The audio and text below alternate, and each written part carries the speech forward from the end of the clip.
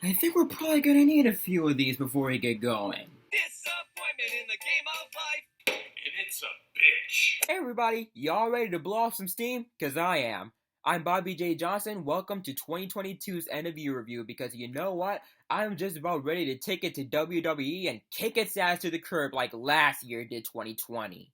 On the first of the 12 months of hell, January gave to me the deaths of Meatloaf and Bob Saget. That being said, it was far from being the worst month of this year. Well, I did get to see the final Detroit performance of Hairspray on tour. One of my favorite musicals in the world, best theater experiences ever. Try to top that, dear Evan Hansen. Skipping February, let's move on to March because remember when I said that January was not the worst month for me? Well, guess what? March has earned that title when the lives of thousands of Ukrainians were unjustly snatched away from them by Russia's fuckface warhawk Putin. Despite the fact that I went to my first concert, Dragon Force, which was one of my best concert experiences ever, 3 days after I had the ultimate displeasure of hearing the news of the loss of Taylor Hawkins, drummer of the band The Foo Fighters, the fucking beating heart of the band's anatomy, just a day before they were scheduled to play a show in Colombia, now the fans who were eager to see the band play only to hear the news to find out that the drummer they love was dead.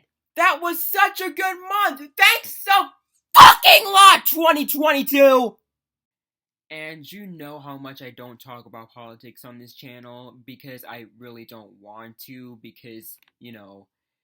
but do you want to know one of the actual worst parts of this year? The thing that really makes me loathe conservatives more than any person on the political spectrum combined? As you all know, after the tragic Texas school shooting where tons of children were killed, Roe v. Wade gets overturned, which, holy fucking, that stupid Republican Party die already? What do you expect? Who am I kidding?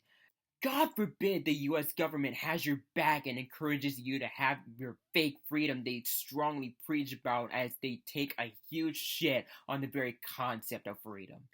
I'm completely aware that the Democratic Party has its fair share of sucky candidates, but it doesn't really matter because the Republicans have the worst politicians I've ever come across in American politics, and I find it hard not to be insulted and appalled by the level of sheer unintelligence, delusion, and flat out cruelness presented by conservatives in the Republican Party. But hey, look on the bright side, at least Queen Elizabeth is still with us. Oops! For fuck's sake, are you done yet? Are you ready to let us finally catch a break for once in our terrible lives yet? Did you think that after losing Olivia Newton-John that would be it? Nope!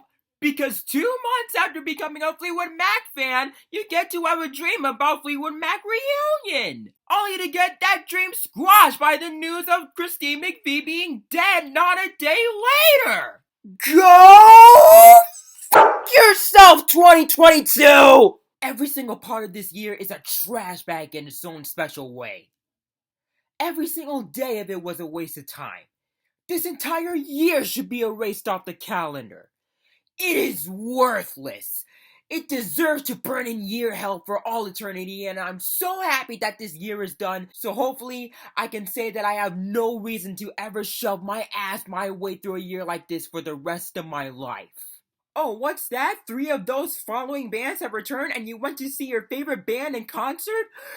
4 good bands to save you from this pile of shit?